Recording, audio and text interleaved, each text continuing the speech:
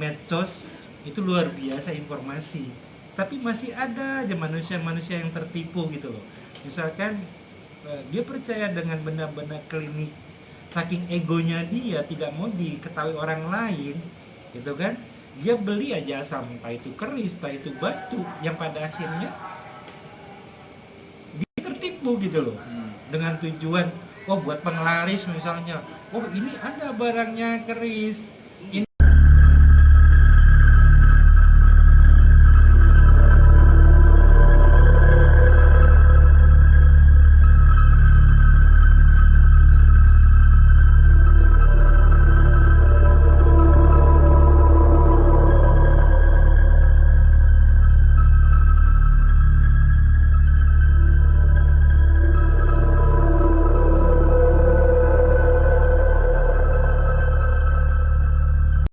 kita akan membahas soal khodam. Di zaman modern seperti ini, ternyata penggunaan khodam atau yang biasa dikenal dengan pendamping itu ternyata cukup tren. Bahkan khodam ini kononnya diperjualbelikan untuk beberapa public figur yang mungkin untuk kerjanya atau untuk hal-hal lain. Kali ini, Madam ya, kita mendatangkan salah seorang kawan dari Sukabumi yang biasa kita panggil Abang, dimana nanti kawan kita akan menjelaskan soal khodam tersebut. Dan Madam ya, di dalam agama sendiri, dalam Islam itu sebenarnya penjelasan soal khodam itu panjang lebar dibahas, ya. Gitu. Karena khodam itu kalau artinya tuh pendamping atau pembantu. Dan memang saat mereka berada di kita, kadang-kadang ya mereka itu seperti ngebantu kita atau ingin memberikan sesuatu untuk telah menolong kita, menjaga manusia-manusia yang kelahirannya tahun 2000 tidak memahami sejarahnya Indonesia seperti apa. Mereka langsung dihadapkan dengan dunia milenial yang sangat luar biasa. Tapi kalau dia mau mendalami sejarah Indonesia seperti apa, itu sebenarnya besar Indonesia ini dari hal mitos, dari dunia mistis. Siapa bilang Indonesia bisa merdeka? Siapa bilang Indonesia bisa semaju ini? Nggak ada campur tangan mitos. Siapa bilang? Oh iya, dulu kan pejuang-pejuang kita tekbal kan? Oh luar biasa. Nah, tekbal itu kan pasti ada bantuan, ada sesuatu kan? Nah, itulah. Apalagi maaf di sini kalau saya bicara masalah suku gitu ya, oh itu jelas nyata. Jelas nyata. Misalkan saya bilang suku ini gitu, bohong sekali kalau dia tidak percaya hal mitos, itu bohong sekali. Sangat munafik banget gitu. Toh dalam Al-Quran memang jelas kok, dunia lain itu memang ada, diciptakan. Ya, langkah itu ada. Diciptakan sama Allah kok. Untuk apa sih? Gitu loh. Tapi semua manusia itu punya khodam ya, Bang? Sebenarnya nggak semua sih, ya. Tanda kutip ya, Tanda kutip ya, gitu ya. Sebenarnya tadi saya bilang, dari semenjak lahir pun manusia itu sudah punya pengawal, ya. Mungkin lebih halusnya lagi dalam bahasa agama hadis, dari bayi itu, oh memang anak kecil ini murni, ada malaikatnya menjaga. Malaikat itu siapa sih? Bisa kita lihat. Apa sih bedanya khodam dengan malaikat? Dalam pembentukan ya? Gitu kan? Cuma paling bedanya seperti, oh malaikat mungkin pesuruh Allah yang dekat sama Allah kan gitu. Sekarang kalau saya tanya balikan, apakah Anda tidak dekat dengan Allah? Insya Allah dekat. Insya Allah kan, semua manusia pengen dekat sama Allah kan. Cuma yang membedakannya, malaikat itu tidak nampak. Malaikat tidak beri akal, kita lah manusia yang diberi akal. Sesungguhnya akal itu lebih tinggi daripada ilmu kalau menurut saya. Kalau menurut saya, dan manusia semua itu punya pendamping. Ya, kita bicara lagi ke agama, kita sangkutin lagi ke agama. Katanya kalau udah akil balik, disitulah dosa-dosa mulai menghampiri. Mulai kelihatan. Ya, disitulah mungkin orang bisa melihat, oh di badan lu ada setan nih. Sebenarnya itu bentuk perdosaan gitu loh. Akan dibawa kemana ini? Itulah ujiannya manusia. Ujiannya manusia sebenarnya. Kalau dia bisa mengalahkan apa yang ada di badannya, insya Allah dia pun bisa dekat dengan Allah. Yang dibilang hawa nafsunya. Betul. Ya, kan itu yang Madam. dibilang hawa nafsunya. Karena kan kalau kita sudah bisa, sebetulnya sih bukan mengalahkan hawa nafsu ya. Kita bisa mengontrol hawa nafsu kita. Itu kita bisa memilah mana yang baik, mana yang buruk di situ. Tapi Benar kalau gitu kan, Bang? iya benar, benar itu. Tapi persoalannya gini, kadang-kadang kan orang kan kita nggak menampikan kodam maung, kodam ular, Berbentuk hewan gitu. berbentuk maksudnya, hewan lah kodam gitu. gitu. Nah, apakah itu terbentuk memang saat manusia itu lahir bentuknya seperti itu kah yang dampingin, atau memang itu dari pemikiran dalam proses pemikiran manusianya, atau dalam proses pembelajaran manusia, atau gimana sehingga mereka tuh bisa terbentuk seperti maung, ular lah, apalah gitu. Ya, inilah canggihnya Allah kalau saya katakan ya. Sekarang kita udah ngalamin canggihnya dunia. Sebenarnya kembali lagi semua, kalau bukan karena Allah, nggak mungkin manusia bisa canggih. Jadi kan ya, jasad yang kotor ini hanyalah tempat. Di balik tempat ini ada ruh gitu, yang semua manusia sudah nggak bisa mengatakan tidak gitu. Ruh lah. Nah, ruh inilah yang sebagian manusia di masa lalu dengan keilmuannya yang luar biasa mengolah, ya, memadukan apa yang dia punya dengan ilmu dengan Allah. Dia meminta izin kepada Allah untuk membentuk seperti itu tadi. apa yang dia inginkan. Seperti kita katakan di gudang kita tuh banyak barang-barang rongsokan, yang nggak kepake. Mau diapakan ini? Mau dibuang kah? Atau mau Dijual kah? dijual kah? Terus datanglah seorang teman, barang lu di gudang lu banyak bener. Gimana kalau kita bikin entah itu motor, entah itu mobil-mobilan? Bikin seperti baru lagi gitu ya. Iya, itulah pemikiran manusia gitu. Akal yang bicara tuh, barulah dia sambungkan dengan ilmunya. Dia bentuk dulu dari barang-barang itu, begitu dia bentuk, ilmunya baru jalan. Kalau indahnya kalau motor kita ini kita kasih sesuatu yang lebih, itulah ilmunya akan jalan. Kita modif lagi. Betul, kita modif yang lebih canggih lagi. Oh, misalkan rekan-rekan kita ini, dia punya ilmunya memang di elektrik. Madam ini punya ilmunya tukang ngelas. Ilmu kan itu. Jadi dari situ nanti baru terbentuk apa yang kodam itu tuh terbentuk apa yang ada di Pikiran kita. Seperti itulah zaman dahulu. Mereka mengolah dengan otaknya, baru dia punya rafalan atau kalimat-kalimat. Dia meminta, mungkin pada zaman dahulu gitu ya, lebih banyak kepada animisme, ya, bukan kepada Tuhan ya. Seperti kita tahu kerajaan Majapahit gitu kan, zamannya masih animisme, kepercayaan, mengenai kepercayaan itu jauh lebih cepat, ya, jauh lebih cepat dibandingkan dia mengamalkan kalimat-kalimat di agama. Karena memang zaman dulu juga agama belum masuk. Jadi Islam itu belum masuk. Islam itu kan masuk tahun berapa ya kan? Zamannya itu Islam memang belum masuk. Jadi memang kental animisme kita nih, masih kental. Sebetulnya sekarang pun masih kental. Kalau keturunan ibaratnya ya kayak Jawa Kejawen itu mereka masih pakai walaupun mereka memeluk agama Islam. Jadi memang ya, sebenarnya kodam atau jin itu kan sebenarnya energi awalnya. Energi. Dan ketika misalnya ada seseorang, ketika kita lihat pendamping lu bentuknya mau ya, nah, itu karena memang terbentuk dari leluhur mereka yang akhirnya diturunkan ke orang itu atau bagaimana?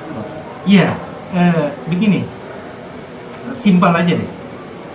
Dulu orang tua ente belajar katakan bela diri, pencaksilat. Tapi dia ngambil pencaksilatnya itu, ya pencaksilat sini banyak ya, gitu ya. Terus kok gerakannya kayak mirip-mirip hewan gitu loh. Disebutlah perguruan itu pamacan. Karena ide manusia, akhirnya dia menciptakan satu perguruan ya, perguruan pamacan. Yang akhir dia mencari tuh, entah itu di agama, entah itu di ajaran-ajaran dulu gitu kan. Mungkin ketemulah di situ cara menghadirkan.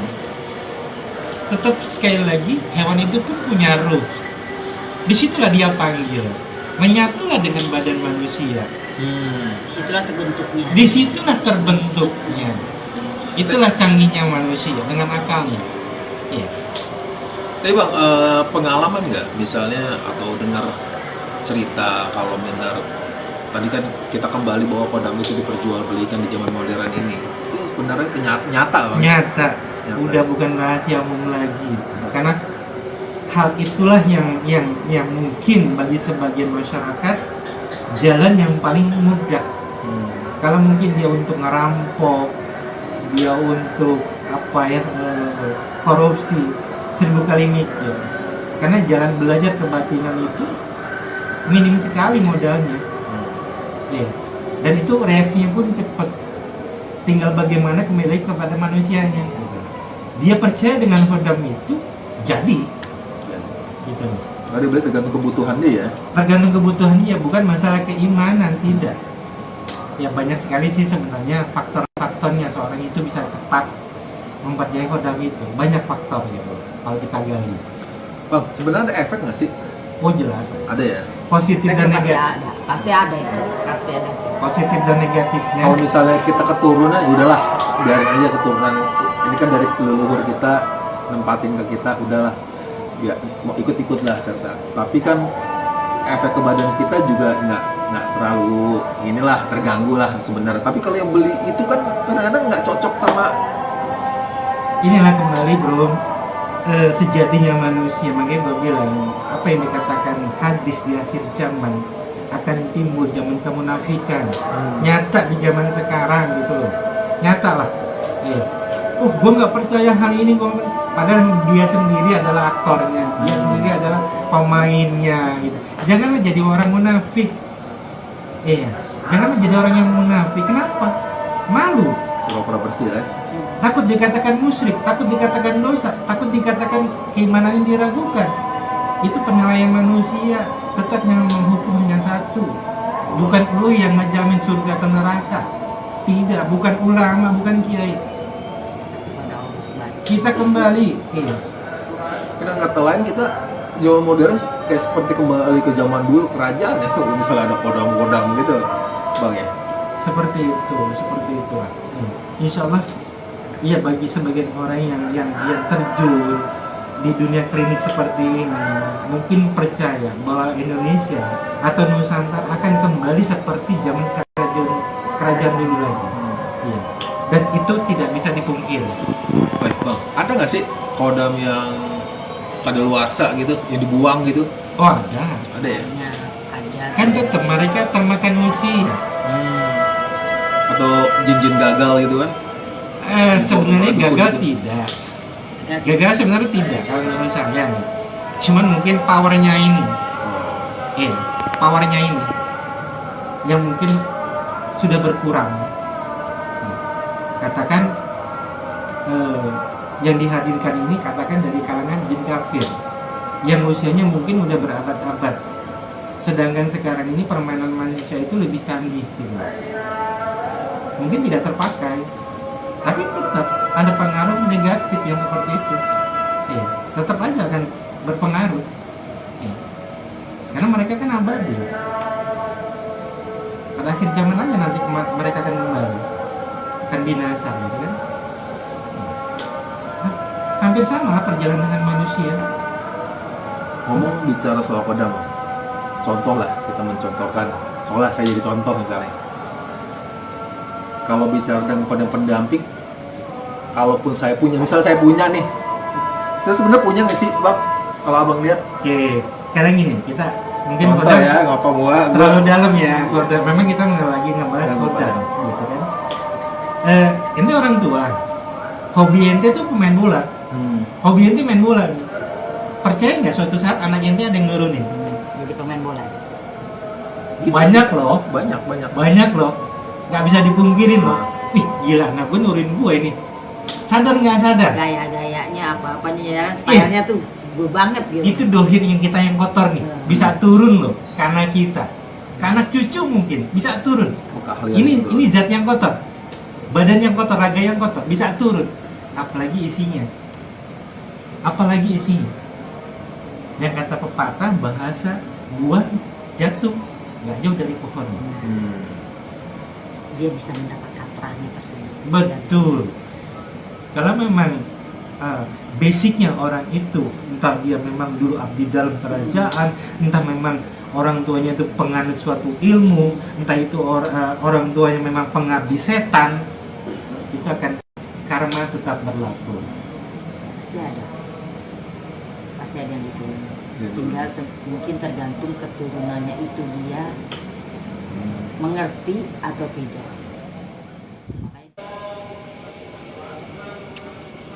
Oke, menarik perbincangan kita soal kodam ya. Kodaman. Ternyata di zaman modern seperti ini, kodam itu nyata dan memang masih digunakan gitu loh. Zaman pemikiran maju ternyata masih banyak membutuhkan gitu. Dan memang saya mengutip salah seorang perempuan indigo, dia sempat menyampaikan bahwa ternyata barang-barang yang berbau mistis itu laku berat zaman sekarang ini. Karena memang ada isi kodam. Dan memang betapa beratnya zaman sekarang ternyata membutuhkan bantuan kodam untuk membantu mendongkrak perekonomian mereka gitu. Yang lucunya mereka tuh salah kaprah gitu, yang lucunya gitu loh, mudah tertipu. Iya, padahal zamannya udah canggih. Di medsos itu luar biasa informasi, tapi masih ada aja manusia-manusia yang tertipu gitu loh. Misalkan dia percaya dengan benda-benda klinik, saking egonya dia tidak mau diketahui orang lain gitu kan, dia beli aja asam, entah itu keris, entah itu batu, yang pada akhirnya dia tertipu gitu loh. Dengan tujuan, buat penglaris misalnya, ini ada barangnya keris, ini, padahal itu isinya cuma kuntilanak atau apalah gitu. Yang pada kok nggak ada reaksinya Pak, atau Pak Ustadz atau siapa gitu, nggak ada dukun ini reaksinya, itulah. Iya, makanya kita nih harus bijak menyimaki tentang dunia spiritual, tentang dunia klinis, ya. Dengan alasan itu menjadi privasi, nggak mau diketahui orang, akhirnya mereka terjebak. Iya, terjebak dengan permainannya, tertipu, sudah menghabiskan rupiah sekian ratus, sekian juta, tapi hasilnya nggak ada. Itu yang banyak saya menilai salah penafsiran. Gitu. Salah penafsiran. Ngakunya nggak main gitu-gituan, gua nggak percaya, padahal dia sendirilah pelakunya gitu. Padahal dia sendiri yang sangat percaya. Betul, gitu. Oke, mantap ya pembicaraannya. Semakin kalau kita membahas panjang lebar soal kodam itu nggak selesai sebenarnya. Nggak selesai. Tapi menarik ya kalau kita simpulkan bahwa kita harus berhati-hati dengan apa yang namanya kodam ini. Ada kodam yang memang dari keturunan kita, ada kodam yang diperjualbelikan, ada yang memang dari hasil belajar. Nah, untuk itu yang terpenting adalah kita harus percaya pada Allah sebenarnya. Allah lah tempat kita meminta, Allah lah tempat kita meminta segala sesuatu ya, bantuan lah, perlindungan, semuanya. Karena yang namanya kodam pendamping tidak akan bisa bergerak tanpa ada instruksi dari Allah. Karena bagaimanapun juga jin itu adalah makhluk dari Allah. Kalau Allah tidak mengizinkan dia untuk bergerak untuk membantu kita, sama aja sebenarnya. Oke, Madam ya. Oke. Kita tutup dengan perbincangan kita ini dengan mengucapkan Assalamualaikum warahmatullahi wabarakatuh. Waalaikumsalam.